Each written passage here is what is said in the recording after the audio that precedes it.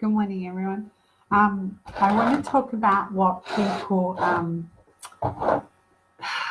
everyone is asking me what should they wear and what should they have. So I have a few clients who have bought what's called Dzi beads. Dzi beads are sold as the ultimate luck bead at the moment. Well, actually it was 10 years ago it started. They've only just discovered it, I guess. The ultimate luck beads for romance, promotion, and health. And so these are like, Dzi beads in their own country, Tibetan Dzi beads they are. You've got to find them, and that's how it's lucky. It's like a four-leaf clover, that kind of thing. And so they're being sold as how farmers would be doing their thing and they would find them. And according to history and legend, they fell from the sky, like a meteorite, basically. So meditation is actually done on them, and then you carry them for life, for luck, etc. And how many eyes? Some say 8 is the correct number. There's that 8 again. And so they are being sold with eyes. And the thing that comes with it is they've bought them because they're in need of an energy boost, and so they have to wear one that has like 15 eyes on it. So when I say 15 eyes, it's kind of like Dzi beads look similar to that, and they have the eyes on them like that. Okay, so that's what Dzi beads look like. So you can wear them as just one, or you can wear them, hi pretty, and I hope you're well, and you wear them strung with whatever, etc. If you want to improve your luck and money, then you wear 7 eyes, a 7-eye one, etc. If you want to counteract, you want relationship, etc., 2 eyes, etc. It is not. There's nothing wrong with wearing them, right? But it is not Feng Shui. So stop putting Dzi beads with Feng Shui to sell them. Okay, so obviously you're reaching here. Now, every nationality, country, philosophy has something. Berries are dried and strung into mala beads, and then mala beads are like relieve depression and ailments. Gandhi, the Dalai Lama wears these. So the meditation's being done, and then they carry them. So it's not just they're strung together, etc. Work is done on them. Arabs and Greeks have the beads for divination, and they do the beads, and they have a mantra. Or you ask a question, and then you pick a point, and then you do 1, 2, 1, 2, 1, 2. Or you say a prayer. When you finish the prayer, you end up with 1 or 2, like a yin or a yang, and then that answers your question. Okay, but this is part of their culture. They don't go around saying Feng Shui, worry beads. Okay. The other is some people use the evil eye. I do. I have the evil eye at my front door, etc., because I grew up that way. So we have that to ward off evil.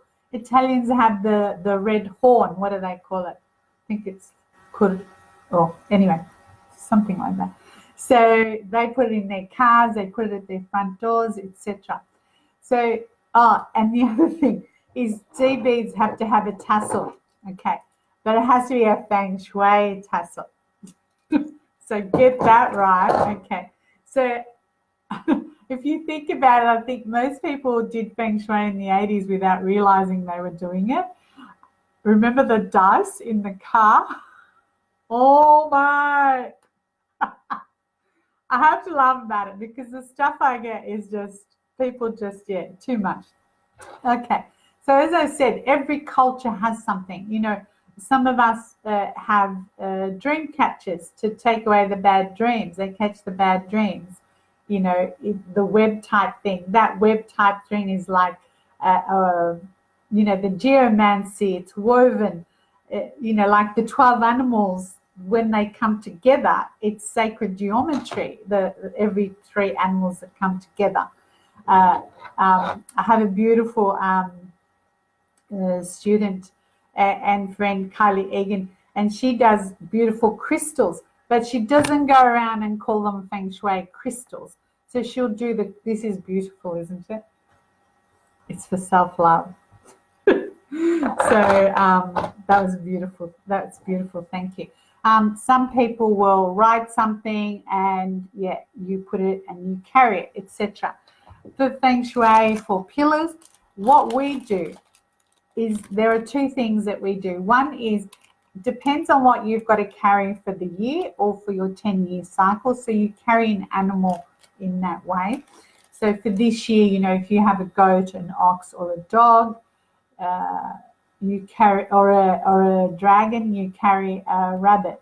Okay, I know some people are going around carrying a rabbit's foot, so that's a rabbit's foot. You actually had to kill a rabbit to get this rabbit's foot, so I don't know how lucky that is either. Okay, and if you don't want to carry it as in this way, then we kind of have the calligraphy in whatever the animal you've got to carry.